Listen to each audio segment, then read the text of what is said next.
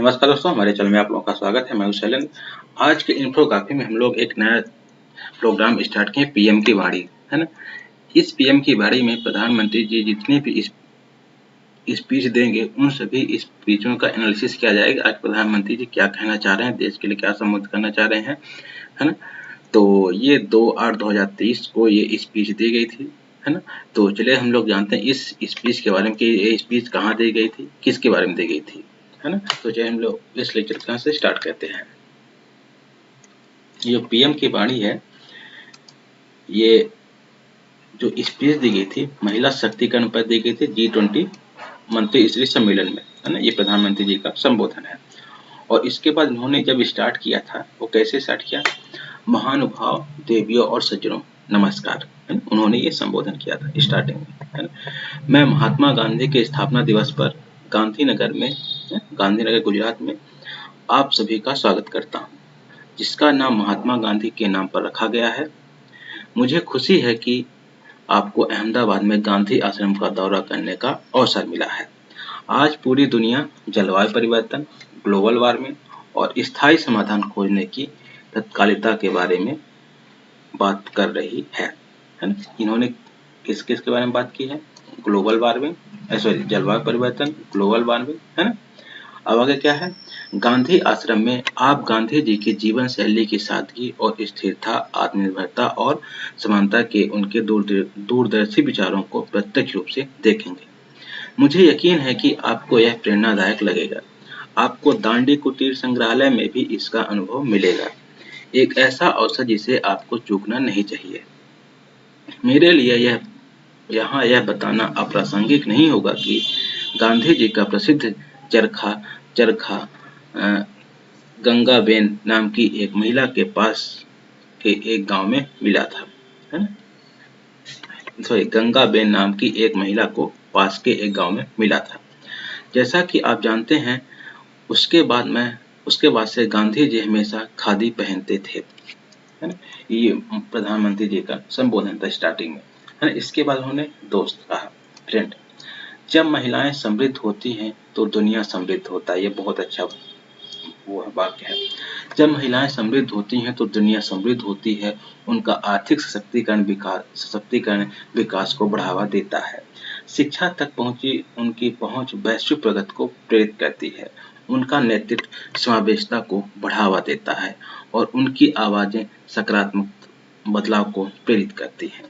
महिलाओं को सशक्त बनाने का सबसे प्रभावी तरीका महिला नेतृत्व वाला विकास दृष्टिकोण है।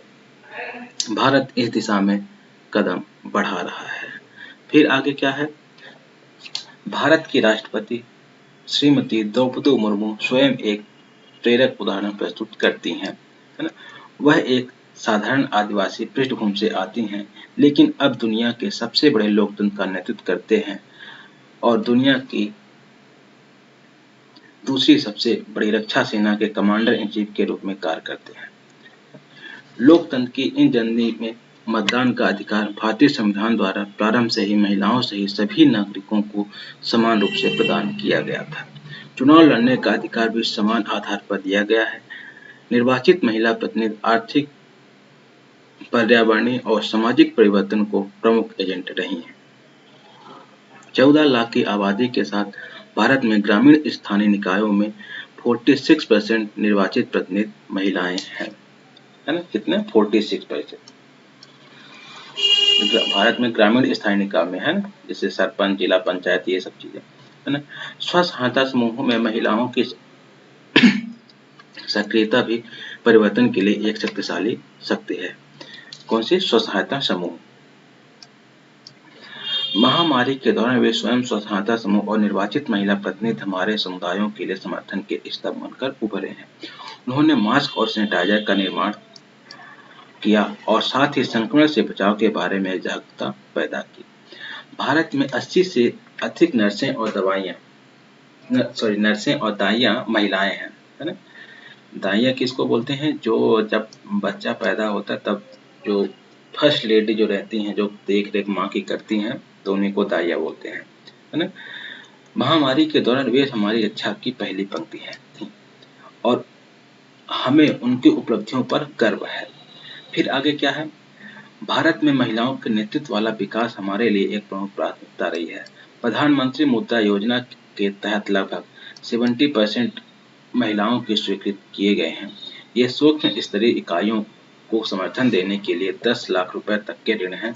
इसी तरह स्टैंड अप इंडिया के तहत, किसके तहत? स्टैंड अप इंडिया और प्रधानमंत्री मुद्रा योजना है।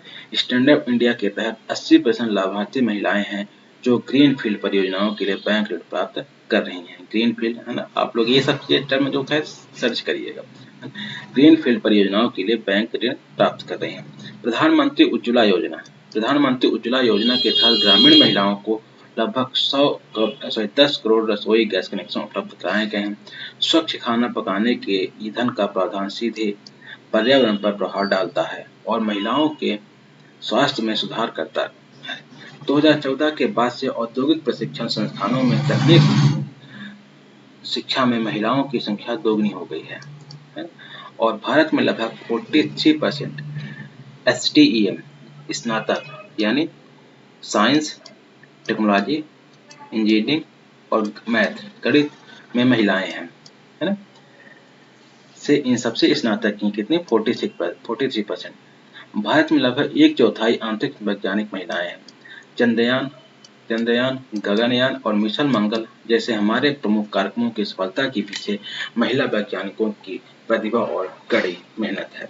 आज भारत में पुरुषों की तुलना में अधिक महिलाएं उच्च शिक्षा में दाखिला ले रही हैं। हमारे पास नागरिक उड्डयन में महिला पायलटों का प्रतिशत सबसे अधिक है। वही भारतीय वायुसेना में महिला पायलट अब लड़ाकू विमान उड़ा रही हैं। हमारे सभी सशस्त्र बलों में महिला अधिकारियों को ऑपरेशन भूमिकाओं और लड़ाकू मंचों पर तैनात किया जा रहा है। अब आगे क्या है? भारत और वैश्विक लक्ष्य में महिलाएं ग्रामीण कृषि परिवारों की रीढ़ और छोटे व्यापारियों और दुकानदारों के रूप में महत्वपूर्ण भूमिका निभाती हैं। प्रकृति के साथ उनके घनिष्ठ संबंध को देखते हुए महिलाएं जलवायु परिवर्तन के नवीन समाधानों की कुंजी कर रखती हैं। मुझे याद है कि कैसे महिलाओं ने 18वीं सदी में भारत में पहली प्रमुख जलवायु कार्रवाई का नेतृत्व किया था। अमृता देवी के नेतृत्व में राजस्थान के बिश्नोई समुदाय ने चिपके आंदोलन शुरू किया था। अमृता देवी चिपको आंदोलन, कौन से समाज ने? बिश्नोई समाज ने। यह अनियमित कटाई को रोकने के लिए पेड़ों को गले लगाने का एक आंदोलन था। कई अन्य ग्रामीणों के साथ उन्होंने प्रकृति के लिए अपना जीवन बलिदान कर दिया। भारत में महिलाएं मिशन लाइफ पर्यावरण के लिए जीवन शैली की ब्रांड एम्बेसडर भी रही हैं, है ना। वे पारंपरिक ज्ञान के आधार पर कम करते हैं, पुनः उपयोग करते हैं, पुनर्चक्रण करते हैं और पुनः प्रयोजन करते हैं। विभिन्न पहलों के तहत महिलाएं सक्रिय रूप से सोलर पैनल और लाइट बनाने का प्रशिक्षण ले रही हैं, है ना।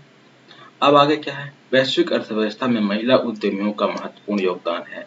भारत में महिला उद्यमियों की भूमिका नई नहीं है। दशकों पहले 1959 में मुंबई में 7 गुजराती महिलाएं एक ऐतिहासिक सहकारी आंदोलन श्री महिला गृह उद्योग बनाने के लिए एक साथ आए। तब से इसने लाखों महिलाओं और उनके परिवारों के जीवन को बदल दिया है। उनका सबसे प्रसिद्ध उत्पाद लिज्जत पापड़ है। लिज्जत पापड़ की बात हो रही है, शायद गुजरात में आपके मेनू पर होगा। हमारे सहकारी आंदोलन की एक और सफलता की कहानी डेयरी क्षेत्र है।